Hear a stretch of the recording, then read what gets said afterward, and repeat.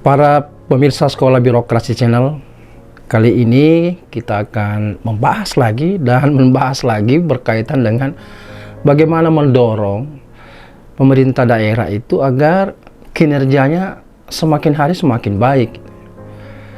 Dan dalam 12 tahun terakhir ini nampak bahwa nilai kinerja pemerintah daerah itu belum banyak mengalami perubahan yang signifikan. Di daerah yang relatif bagus itu masih berada di Pulau Jawa, baik dari sisi pemerintah provinsi maupun daerah, kabupaten kota. Namun tidak menutup kemungkinan ada juga beberapa daerah kabupaten kota di luar Pulau Jawa yang relatif cukup baik, tetapi masih mayoritas nilai kinerja mereka itu masih rendah. Nah, ini yang saya kira penting untuk dicermati dan diberi perhatian besar bagi pemerintah daerah agar nilai akuntabilitas instansi pemerintah daerahnya itu terakumulasi menjadi nilai kinerja pemerintah daerah. Karena itu pembahasan kita kali ini terkait dengan mengapa nilai sakit pemerintah daerah itu sangat sulit untuk meningkat.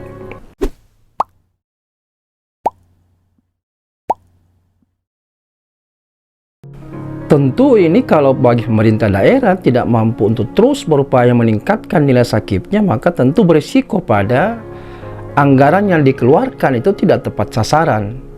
Dan tentu berakibat pada kinerja pemerintah yang masih rendah.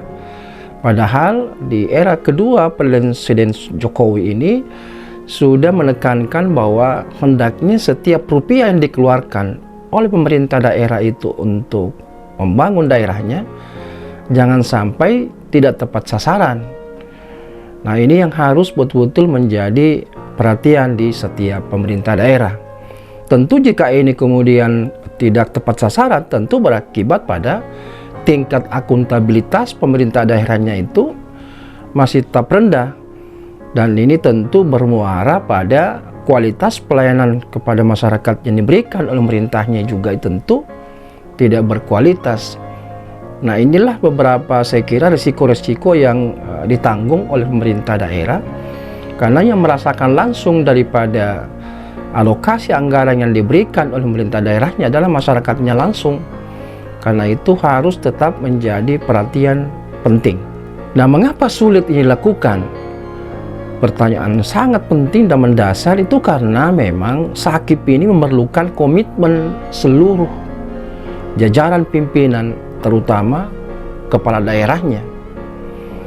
Karena kalau kita mencoba untuk menganalisis, ini sebabnya karena masih rendahnya komitmen para pimpinan kepala daerah dan para pimpinan perangkat daerahnya yang masih minim gitu.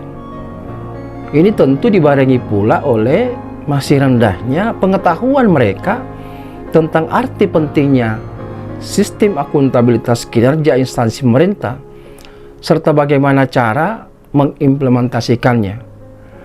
Nah, ini tentu berkaitan dengan dan berdampak pada masih rendahnya komitmen, karena mereka kurang begitu paham tentang arti pentingnya Sakip dan apa itu Sakip secara substansi dan seperti apa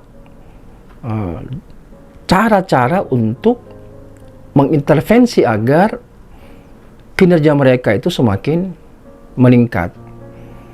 Jadi ini penyebab rendahnya komitmen, sehingga kemudian mindset mereka itu masih menganggap bahwa Sakip itu ya nanti sibuk di saat menjelang pengisian lembar kerja evaluasi Sakip kepada Kemenpan RB.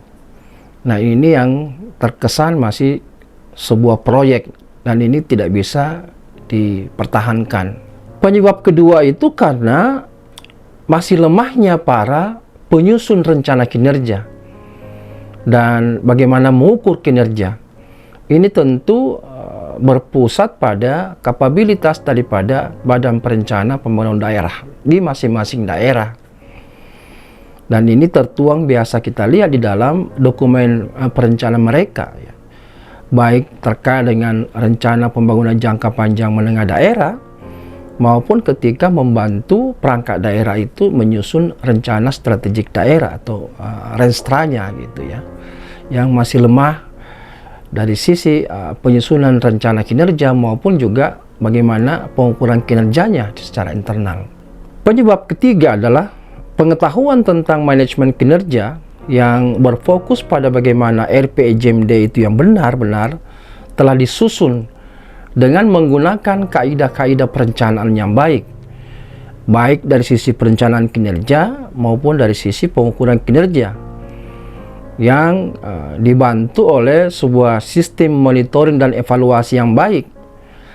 Bagaimana mekanisme umpan balik yang merupakan hasil dari penilaian kinerja sebelumnya yang harus kemudian ditindaklanjuti menjadi upaya-upaya perbaikan. Dan tentu juga ini akan lebih bagus kemudian kalau ditunjang oleh sistem informasi kinerja yang memadai, sehingga akan mudah memonitor daripada pelaksanaan SAKIP ini. Ada 3 komponen penting dalam pemerintah daerah yang berperan di dalam upaya peningkatan ini.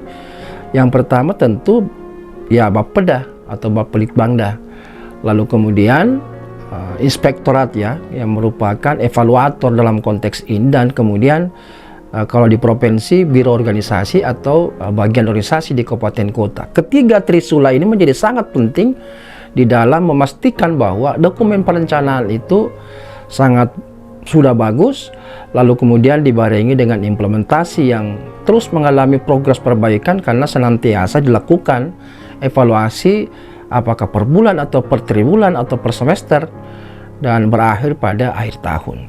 Penyebab lain antara lain adalah biasanya Pemda itu bila disampaikan rekomendasi perbaikan yang disampaikan pada tahun sebelumnya oleh evaluator dari Kementerian Pan-RB itu belum tentu ditindaklanjuti, sehingga belum ada perbaikan kemajuan di dalam perbaikan manajemen kinerja mereka ketika memasuki lagi tahap evaluasi kinerja berikutnya.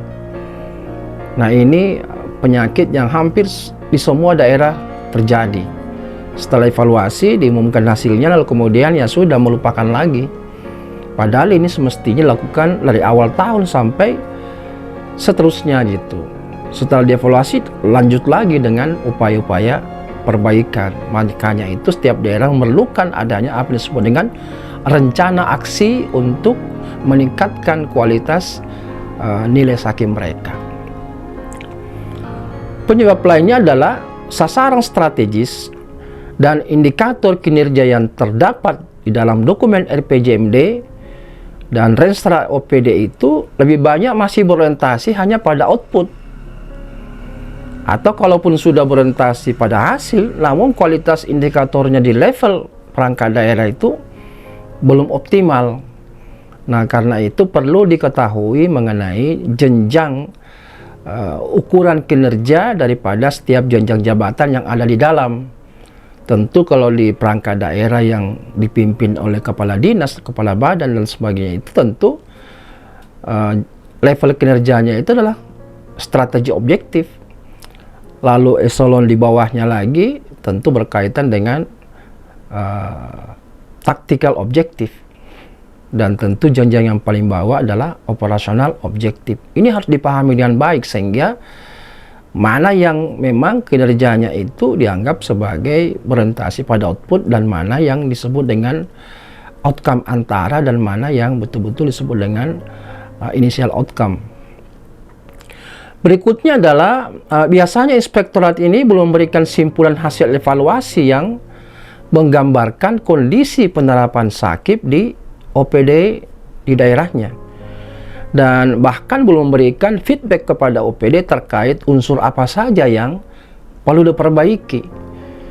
Jadi pengalaman saya melihat bahwa inspektorat di daerah masing-masing itu melakukan evaluasi ketika menjelang juga dievaluasi oleh Kementerian Pan-RB, sehingga tentu hasilnya tidak optimal dan dampaknya pada tidak ada feedback bagi perangkat daerahnya untuk diberikan masukan terkait dengan unsur-unsur apa saja yang perlu diperbaiki.